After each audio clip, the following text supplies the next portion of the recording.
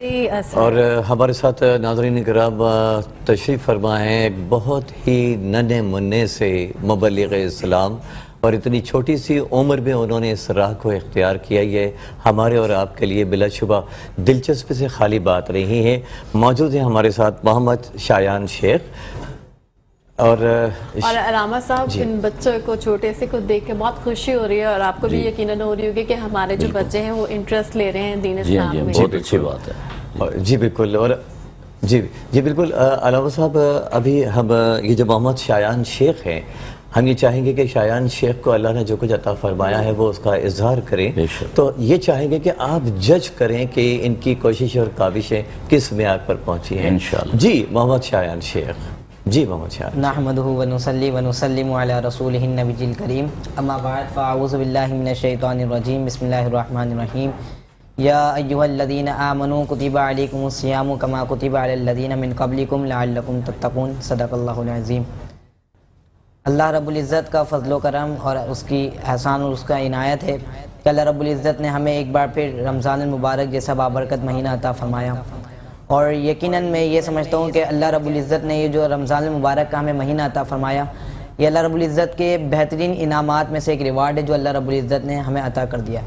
اچھا، اب ہم نے رمضان المبارک کو تو پا لیا. جب رمضان المبارک کو تو پا لیا، اب مقصد یہ ہے کہ اس کا جو مین پرپس ہے کہ ہمیں رمضان المبارک کیوں عطا کیا گیا، آخر اس کے بیہائنڈ ریزنز کیا آتی ہیں کہ جو ہمیں رمضان المبارک عطا کیا گیا. تو اللہ رب العزت نے قرآن مجید فرقان حمید میں ارشاد فرمایا کہ جو ہمیں رمضان المبارک میں روزے عطا کیے گئے، آخر اس روزے دینے کی وجہ کیا تھی کہ آخر پرپس کیا تھا اس کا. تو اللہ رب العزت نے اس کو بیان کرتے ہوئے، پرپس آف فاسٹنگ بیان کرتے ہوئے قرآن مجید میں ارشاد فرمایا کہ ایمان والو، تم پر روزے فرض کیے گئے جیسے کہ تم سے پہلے لوگوں پر روزے فرض کیے گئے تھے. اور اس کا مقصد یہ ہے کہ لعلکم تتقون، تاکہ تم تقوی اختیار کر لو، تاکہ تم پائس مین بن جاؤ، اللہ رب العزت کی بارگاہ میں نیک پرہیزگار متقی انسان بن جاؤ. اچھا، ادھر میں ایک بات یہ ایڈ کرنا چاہوں گا کہ تقوی کی بڑی اہمیت ہے. جو شخص متقی انسان ہوتا ہے، علامہ صاحب موجود ہیں، اللہ رب العزت کی بارگاہ میں بہت بڑا مقبول انسان ہوتا ہے.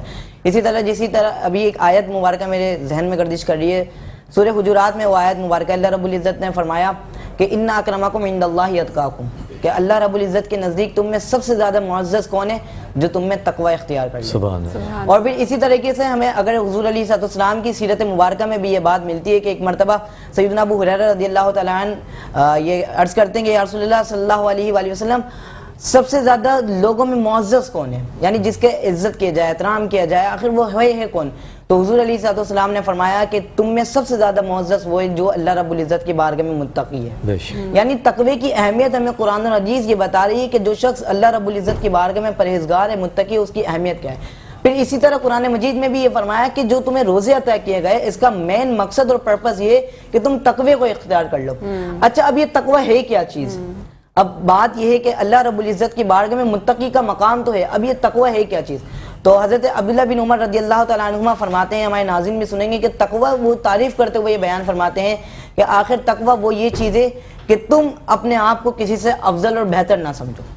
لیکن اگر آج ہمارے معاشرے کا عالمیہ یہ ہو گیا ہے، علامہ صاحب تم اسے بہتر جانتے ہوں گے کہ آج ہر کسی کے اندر ایگو ایٹیٹیوڈ آ گیا ہے. ہر کوئی یہ چاہتا ہے کہ بس میں دوسروں کو پر اپنی فضیلت کا اظہار کر دوں. لیکن اگر آج ہم جس سوسائٹی میں رہ رہے ہیں، اگر ہم سب یہ اپنی عادت کو چینج کر لیں اور حقیقتاً روزے کا مقصد حاصل کر لیں کہ جو رمضان المبارک میں عطا کیا گیا، اس بیس پہ عطا کیا گیا کہ اس میں روزے رکھیں، اور روزے کا پرپس جو قرآن نے بیان فرمایا وہ یہ ہے کہ ہم تقوی کو اختیار کر لیں. تو آج ہمارا جو موضوع ہے وہ یہی ہے کہ اللہ رب العزت نے جو ہمیں عطا کیا ہے رمضان، اور اس میں جو روزے عطا کیے تو اس میں تقوی اختیار کرنا ہے. تو اب ہم نے تقوی اختیار کرنا ہے. اور تقوی، یہ میں نے آپ کو بتا دے کہ جو تقوی وہ چیز ہے کہ ہم کبھی بھی کسی کو یہ نہ سمجھے کہ وہ ہم سے نیچا ہے. لیکن آج ہمارے معاشرے میں یہ چیز بہت پائی جاتی ہے. تو اب ہم سب نے مل کر یہ کوشش کرنی ہے کہ اس چیز کو ہم سب ختم کریں.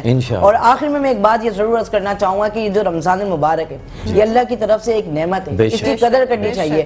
اور یہ رمضان المبارک ایسا مہینہ ہے کہ جس کے اندر جنتی دروازے کھول دیے جاتے ہیں، جہنم کے دروازے بند کر دیے جاتے ہیں. تو یعنی اگر دیکھا جائے کہ اس میں نفل کا ثواب فرض کے برابر کر دیا جاتا ہے، فرض کا ثواب 70 گنا بڑھا دیا جاتا ہے. اگر ہم سب اس سوسائٹی میں رہ رہے کہ یقیناً ہم سب ایک لالچ ہم سب کے دل میں ہونی چاہیے کہ اس میں تو ہمیں نیکیاں زیادہ کرنی چاہیے. آپ سب یہاں پر موجود ہیں، ہمارے ناظرین اس چیز کو فیل کریں گے کہ دیکھا جائے گا اگر ایک اسکیم اناؤنس کر دی جائے کہ یہاں پر ایک چیز پہ اتنا ڈسکاؤنٹ مل رہا ہے، لیکن آپ دیکھیں کہ رب تعالیٰ نے ہمیں رمضان المبارک میں کیسی اس قیمت کی، یعنی کہ دا گراؤنڈ از اوپن، کہ اپرچونیٹیز ہیں ہمارے پاس کہ جتنی نیکیاں کرنا چاہیں ہمارے شیاطین ان کو جکڑ لیا جاتا ہے، حدیث مبارکہ کی روشنی میں ہمیں پتہ چلتا ہے۔ تو یعنی اب ہمارے پاس تو مواقع ہیں، جتنی نیکیاں کرنا چاہیں اللہ رب العزت کی بارگاہ میں کر سکتے ہیں، مگر شرط یہ ہے کہ ہمیں عبادت کی طرف گامزن ہونا ہے اور اس رمضان کی قدر جاننی ہے۔ اللہ رب العزت کی بارگاہ میں دعا ہے کہ ہمیں خوب عبادت کرنے کی توفیق عطا فرمائے اور تقوی اختیار کرنے کی توفیق۔ ماشاءاللہ ماشاءاللہ ماشاءاللہ، بہت پیارے انداز میں آپ نے اللہ کا پیغام ہم تک پہنچایا ہے ماشاءاللہ۔ علامہ عبدالخالق فریدی صاحب، آپ نے ہمارے ننھے سے مبلغ اسلام کو سنا ہے، ہمیں تو بہت پسند آیا، آپ کی رائے جاننا چاہیں گے ان کے حوالے سے۔ ماشاءاللہ انہوں نے بہت تسلسل اور اعتماد اور استقلال کے ساتھ گفتگو، بے شک ماشاءاللہ، جو کہ ایک مبلغ جی یا ایک مقرر میں ہونی چاہیے، جی، اور جس ٹاپک کا انہوں نے انتخاب کیا جی وہ بھی انہوں نے اس کی ڈیفینیشن بھی آپ کو بتائی۔ جی جی، اور ویسے جب قرآن و سنت کا ہم مطالعہ کرتے ہیں تو 3 چیزیں ہیں: عقائد، عبادات اور معاملات۔ جی جتنی بھی عبادات ہیں اور جتنے بھی معاملات ہیں ان کی جو روح ہے، یعنی عبادات کو اگر ہم جسم کہیں گے، معاملات کو جسم کہیں گے، تو اس جسم کو چلانے کے لیے جو روح ہے وہ اللہ نے تقوی کو رکھا ہے، سبحان جی بالکل، اور تقوی جو ہے وہ اس کے اندر خلوص ہوتا ہے۔